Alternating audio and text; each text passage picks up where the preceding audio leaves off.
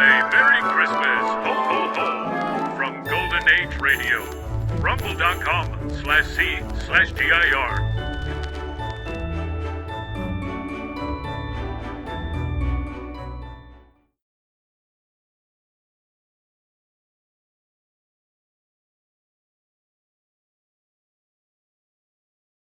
Today, the first snowflakes began to fall, and soon the air was filled with the whirling crystals. It came down heavily all afternoon. Now every lawn and park is white, every roof and chimney top. And out on Maple Street this frosty Christmas Eve, every house seems to have its windows brightly aglow. Every house, that is, except the Andersons. They're not home. You see, well, let's go back to 10 o'clock this morning. Margaret was wrapping packages on the dining room table, and Jim was helping her. Like this. Hold your finger on this, will you, dear? Mm-hmm. There we are. That knot should hold, don't you think? Honey, are you planning to send me along with the package? What's the matter? You tied my thumb in there. Oh, I'm sorry. There. There. Now, I wonder if there's anyone I've forgotten. Well, from the number of packages scattered around here, you couldn't have forgotten anyone. Not in Springfield, anyway. Oh, there are not so many there. It just looks like a lot. I can't figure it out. Hmm? We don't know that many people. All right, now look. This one goes to the Kirbys. Mm-hmm. You remember last year they gave us that lovely salad bowl and we only sent them a card? Mm-hmm. This one is for the Morrises. I feel we certainly owe them a gift. But, honey... Now, wait. You asked a question, and I'm answering you. Mm-hmm. This package goes to the Rodneys. Mm-hmm. I didn't send them a thing last year, and the year before that, they gave us that huge box of pears. I know, but... The big box is for the Carters, and then there's the Blakes and the Rogers and the Milbanks and the Duplains and the Newmans and the Lewises. They all gave us something last Christmas. You see, I keep a record of these things, dear. I have it all written down. Well, that's fine. I'm not objecting to the idea of remembering our friends at Christmas. Well, you wondered why all the packages. Well, it just seems that suddenly Christmas has lost something. It used to be so much simpler. The spirit of Christmas had a different meaning. Well, I know, dear, but when people have given to us... That's it, honey. It's become a matter of bookkeeping. Christmas used to be a quiet and beautifully religious holiday. A time for the children, a time for bringing happiness to others. What has it become? A mad scramble to buy a lot of things you can't afford to give to people who don't need them. Now, dear... Why can't we have Christmas the way it used to be? Quiet and simple with the real Christmas spirit. When you gathered your family and friends around the fire and the children hung up their stockings and the church bells on Christmas Eve and the carolers singing. That's the way Christmas should be. I know, dear, but... Mother! I'm in the dining room, Betty. I'm going to wash my hair now, Mother, so if Janie calls, will you take the message? What message? Well, it's very important. You see, Janie knows simply dozens of girls who work at Burton's department store, and they're going to call her the second Ralph comes in the store, and then Janie's going to call me. Princess, if you'll forgive my unseemly curiosity, what is the purpose of this elaborate spy system? Why, to find out what Ralph's going to give me for Christmas, naturally. Oh, naturally. But, dear, a Christmas present is supposed to be a surprise. Of course, Mother, but how can I be surprised if I don't know what kind of gold locket that's heart-shaped with my initials on it he's going to buy me? Wait a minute. How was that again? I'll be upstairs, Mother. If Janie calls, you needn't call me to the phone unless the locket is a wristwatch. Well, now, if that doesn't... Now, don't let it upset you. She's just a normal teenage girl. But, honey, the whole idea of Christmas is to... Dad, Mom. Dear. We're in the dining room, Bud. Hey, tonight's Christmas Eve. Can you believe it? Christmas Eve. Yeah. And you'd better go down in the basement and bring up the decorations for the tree. We haven't got a tree yet. Besides, I haven't got time right now. Joe and I got to get some stuff together. We're going out with Christmas carols. Christmas carols? You? Now, don't question him, Margaret. Thank heaven there's one person in this family who has the true Christmas spirit. Allow me to congratulate you, son. You have the right idea. There's nothing finer on Christmas Eve than to go around singing carols. Oh, we're not going to sing them, Dad. Oh? What are you going to do with them? Oh, we got a deal with Gus down at the used car lot. He has a sound truck, you know, with the big horns on top and a record player inside. Oh, no. And now wait, this is a cool idea. Gus is gonna drive the sound truck all over town this afternoon, and Joe and we're gonna be inside playing the Christmas Carol records. Bud. Well, I'm not really gonna play the records. Joe's gonna do that, and I'm gonna read the commercials.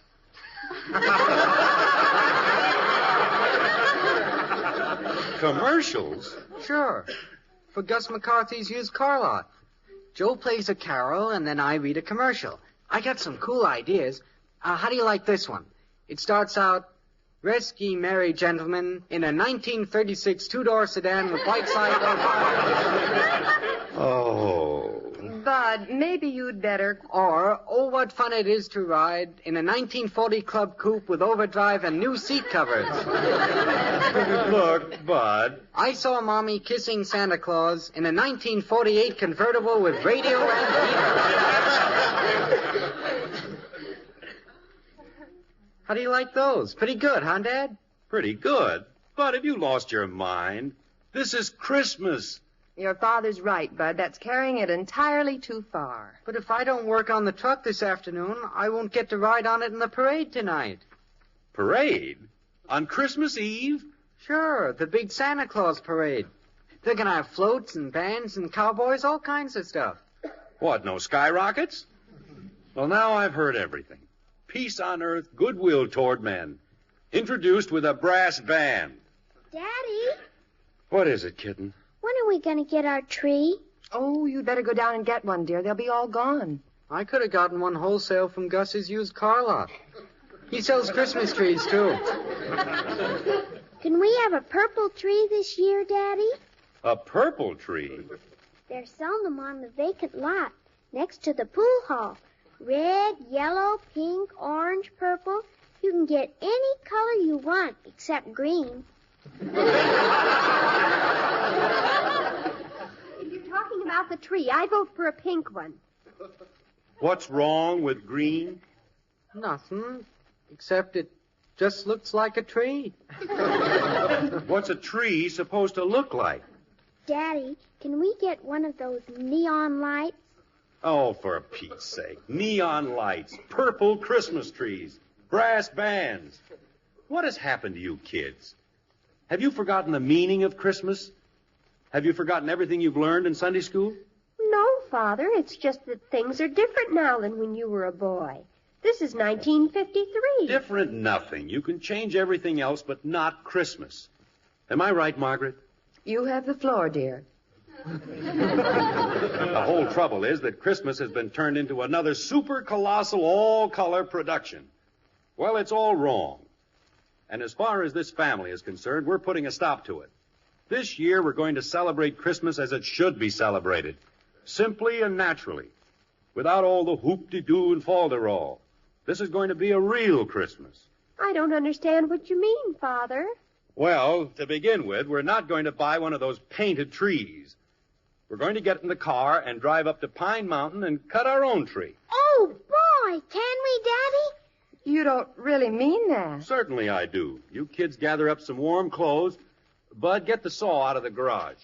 But, Father, it's at least 50 miles up there. You can buy a tree for a couple of bucks, Dad. Now, that's what I'm talking about. All you kids can think of is buy, buy, buy.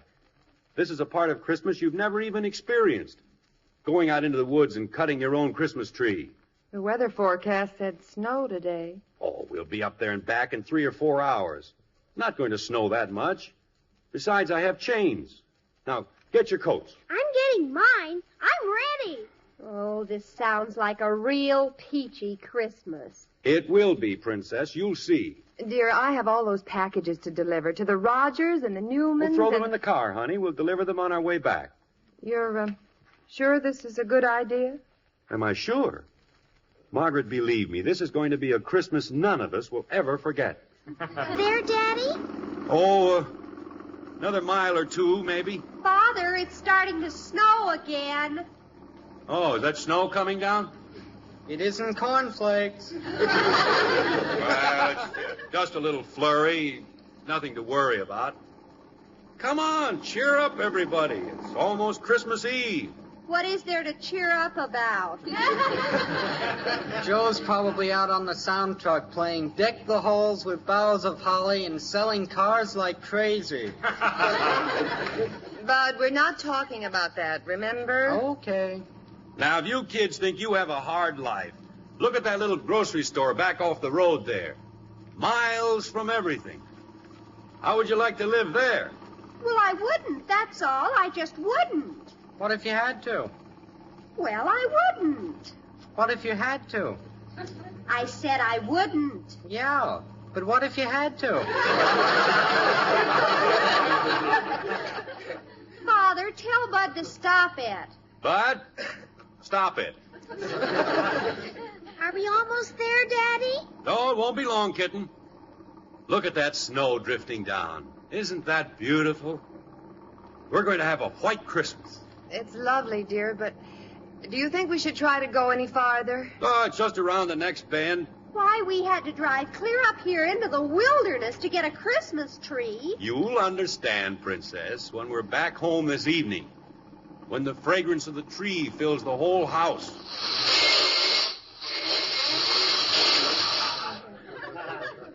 What happened, Daddy? Nothing. Snow's a little deeper here. Father, we're not moving. Are we stuck, Dad? No, we're not stuck.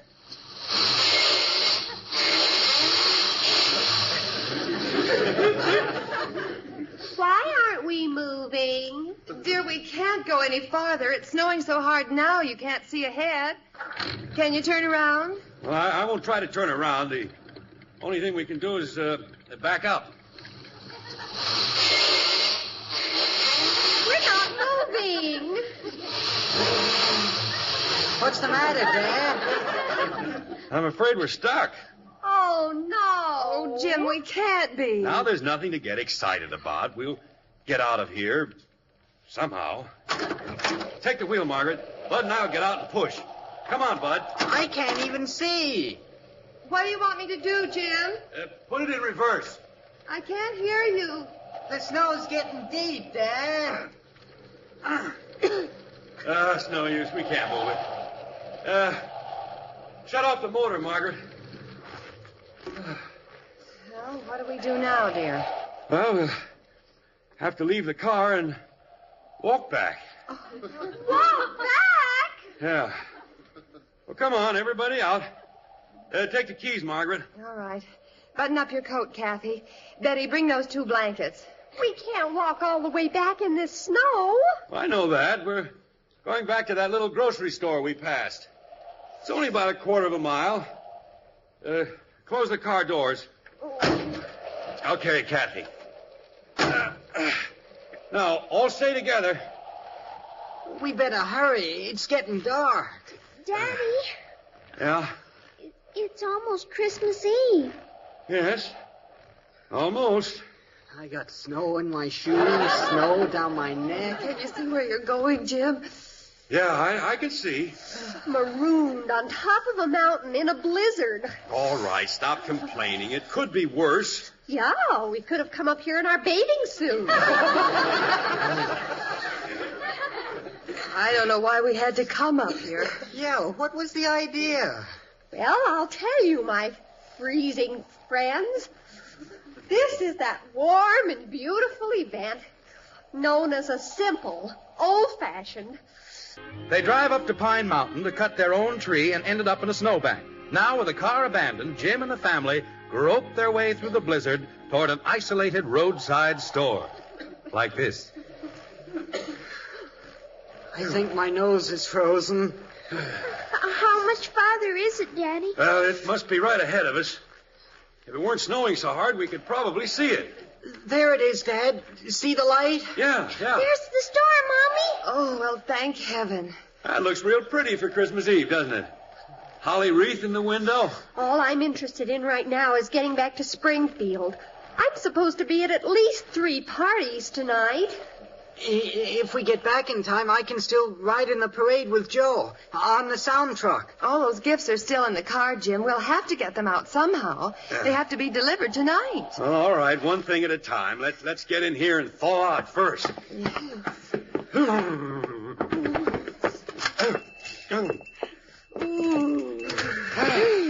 Oh, boy. Nice and warm. Daddy, look at that. They've got a fire in a barrel. That's not a barrel, kitten. That's an old-fashioned pot-bellied stove. Oh, this looks like the kind of a store my father used to talk about. Yeah? Look at the stuff hanging from the ceiling. Lanterns and snowshoes, all kinds of junk. By golly, it smells just like the old general store back in my hometown. Who runs the place? I wouldn't be surprised if it's Lum and Abner. Hello? Anybody here? Be there in just a minute. Where's the telephone? Oh, it's here someplace. You children had better take your coats off now. I was just putting the bacon on the stove. We weren't expecting anyone in tonight. How did you folks get up here? Well, our car stalled up the road. I wonder if we could use your telephone. Well, you'd be most welcome to use it if we had one. No telephone? Well, hello there. Is that your car that snowed in up the road? Yes, that's ours. We must have passed on the road without seeing each other. I just walked up there to see if you needed help. Well, that was very thoughtful of you. We were looking for a telephone. Well, I guess the nearest phone is down at the Harper's place, isn't it, Tom? Yeah, and you'd never make it down there tonight, not with the snow coming down like it is. But how are we going to get back to Springfield? I'm afraid you're not going to get back tonight, miss. Probably not tomorrow either. All grown. There goes Christmas and all our plans. I wouldn't feel too bad about it, miss. It may not be so noticeable, but it's Christmas here, too, you know. And since Maggie and me, we're marooned up here, in a manner of speaking, and since you folks are stranded, too, why don't we just say we're all stranded together, snowbound, as it were? Well, that's very nice of you, but... Oh, we can't just move in on you. Well, why not? You look like nice folks. Tom and me are alone here. I'll put some more plates on the table, and there's plenty of beds upstairs. Can we do it? Please, Mommy? Please? It seems like a dreadful imposition. It's nothing of the kind. I'm Tom Terrell, and this is my wife, Maggie. Oh, how do you do? Well, we're the Andersons. The little one is Kathy, our boy Bud, our daughter Betty, my wife Margaret, Hello. and I'm Jim. Well, we're happy you're going to be with us. Thank you. We hadn't planned much of a Christmas, just the two of us. But now that there's some kids around, by golly, it's beginning to seem like Christmas. Come on, help me light up some more lamps, Bud. Okay. I'll tell you what we always did with our youngsters on Christmas. We gave them the run of the store. So help yourselves. Candy, cookies, anything you want. Oh, You mean it? Really? You help yourself. Oh, man. Steady now, don't get carried away. Oh, Mother, look at these adorable old-fashioned teacups. in a minute, dear. Look here, Bud. Look at this. Yeah, but look at this. Listen to them. My golly, it's good to hear youngsters around the place again. How many children do you have? 2, a boy and a girl. But they're both grown up now, gone away. Seems like such a short time we had them with us. Well, would you like to come out in the kitchen with me, Margaret? Yes, I'll help you put things on. Jim, if you want to hang up your things, the bedroom's right up the stairway there. Oh, good. I'll take these blankets and coats up. Well, you kids finding anything back there? Sure, all kinds of stuff. I found a school book back there, Mr. Terrell. It's the same one I use. Yeah, it belonged to my daughter. She looked a lot like you when she was your age. Did you have some kids, Mr. Terrell? Yes, we have 2, Bud. Where are they, Mr. Terrell? Well, they've grown up and gone, Kathy. Aren't you lonesome without your children? Yes, we are sometimes. I think we miss them most at Christmas time. You kids don't know how much you mean to your folks at Christmas. We we never thought about it.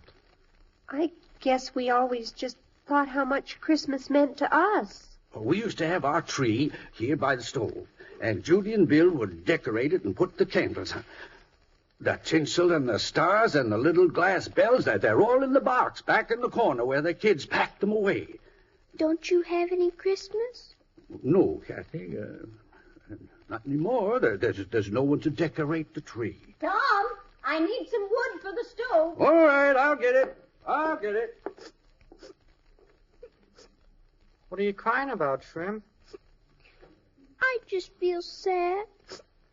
Bud, Yeah, are you thinking what I'm thinking? maybe.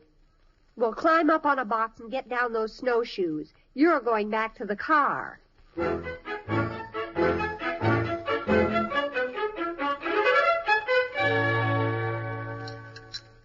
Well, what's wrong with the children, Margaret? They didn't eat. I don't know. They're plotting something. They run me out of the store, told me to stay back here and lock the door. Maybe you'd better go out front and see what they're doing, Jim. Oh, they're all right, honey. Leave them alone. Well, whatever they're doing, they've been at it for over an hour.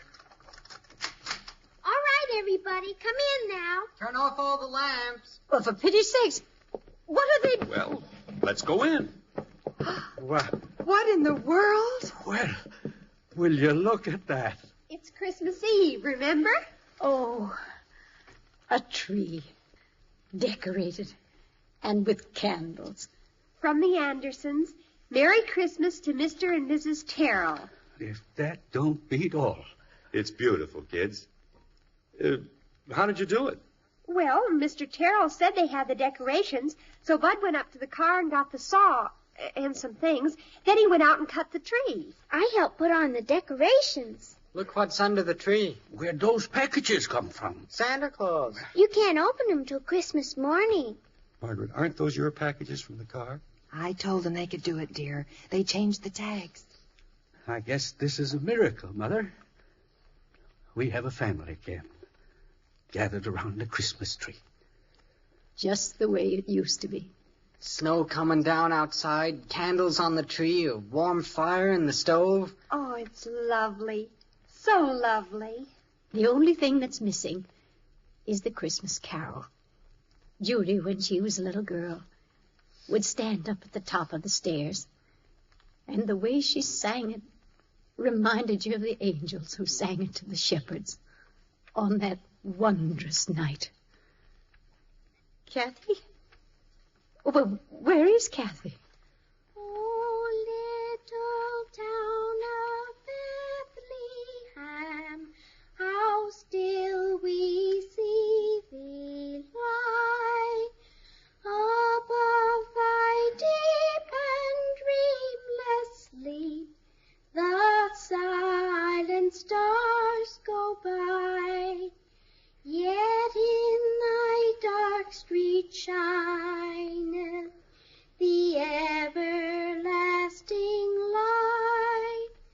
The hopes and fears of all the years are met in thee tonight. Father, Yes, Princess. thank you for our first real Christmas.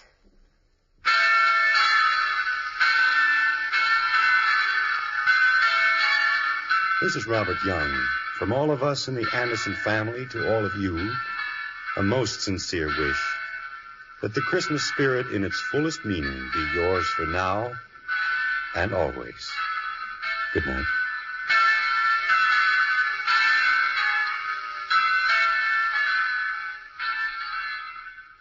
You know, there's no other evening in all the year like this night before Christmas. Now, after weeks of busy shopping, folks are warmly settled in comfortable living rooms, looking forward to the excitement of tomorrow morning. Well, we hope you find just what you wanted under that tree. And at this time, may we, the Post Cereals Company, take the opportunity of thanking all of you for making our products such favorites all over the country. Yes, Post cereals have long been famous for superior quality and fine flavor. Rest assured we'll keep them that way for you, always. One of Post's outstanding favorites is Post 40% Bran Flakes.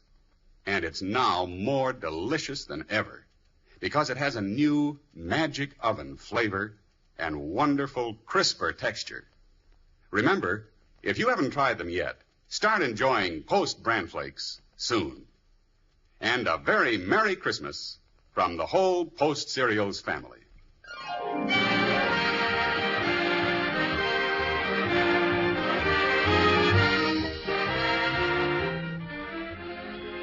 Join us again next week when we'll be back with Father Knows Best, starring Robert Young as Jim Anderson.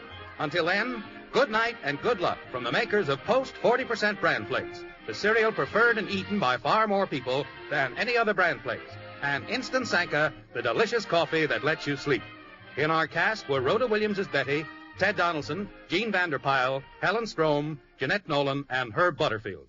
Calcium helps grown-ups to a more vigorous life. And now there's calcium in hot wheat meal. Calcium helps your body run smoothly. And now there's calcium in hot wheat meal. Calcium helps you to enjoy a more active life. And now there's calcium in hot wheat meal. Yes, a 1-ounce serving contains 1/3 of your daily calcium needs. And Post wheat meal is a whole wheat cereal, creamy, smooth, delicious, cooks instantly. Get new Post wheat meal with more calcium than any other cereal, hot or cold.